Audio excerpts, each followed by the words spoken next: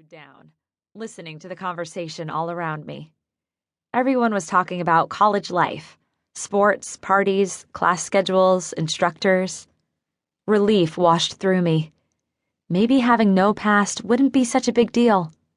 I couldn't hear one person discussing life back home. But of course, they were probably glad to be away. Would I ever discover my past? "Hey, beautiful," came a deep voice on my left. I turned and smiled at the bronzed, muscular, drop-dead gorgeous guy taking a seat next to me. "Hi." I swallowed the last bite of my burger, trying not to stare at him. My eyes didn't want to cooperate. He grinned, showing off perfect teeth. "What is someone as beautiful as you doing sitting here by yourself?" My face heated. I paused and took a deep breath. Let me start over. I figured I'd eat first and then talk to people.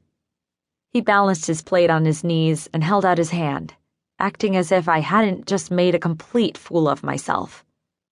"Then I'm in luck. I'm Carter. You are..." "Victoria." I shook his hand. At least I had a name, even if no past. "What year are you?"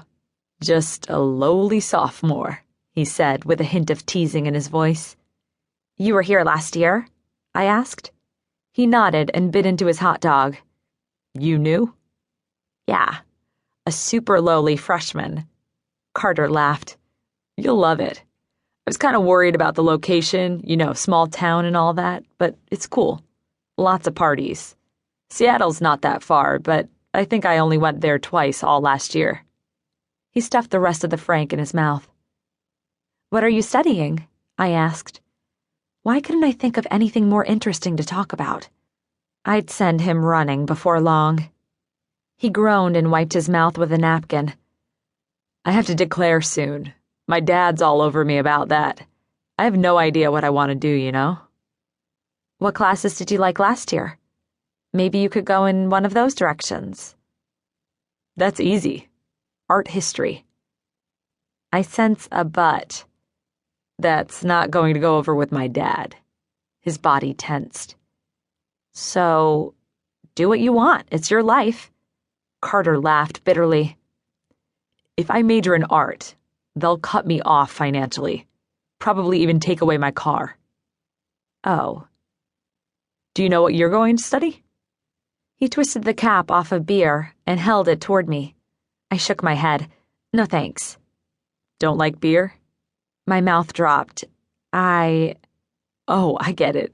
You're a wine cooler kind of girl." His face brightened. "I should have known you'd want something sweet."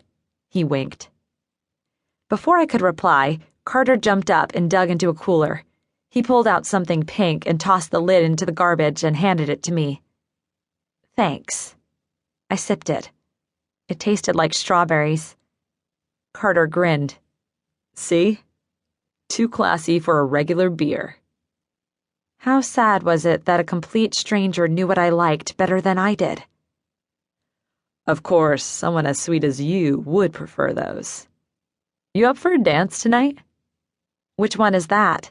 I sipped the drink, hoping it would relax my nerves. Carter leaned closer. "You can come as my guest. It's a really private, exclusive club. It's called the Jag." I nearly choked on the drink. The Jag? Like my car was a Jaguar?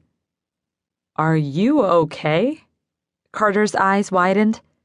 "Started to go down the wrong way. I'm fine." I cleared my throat. "Do you want to go with me?"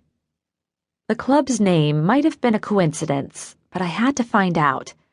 "I'd love to." He smiled, leaned back, and sipped his beer. "Awesome. I thought I might have to go stag, but now I get to accompany the most beautiful girl in town." My face flushed with heat. "What time? What should I wear?" "I'll pick you up at 7. Wear the nicest dress you have. Like I said, it's very exclusive." He held my gaze. "Mind my asking how you got in?" Carter glanced to the side, a slight frown appearing. "My dad owns the place." I stared at him, trying to put it all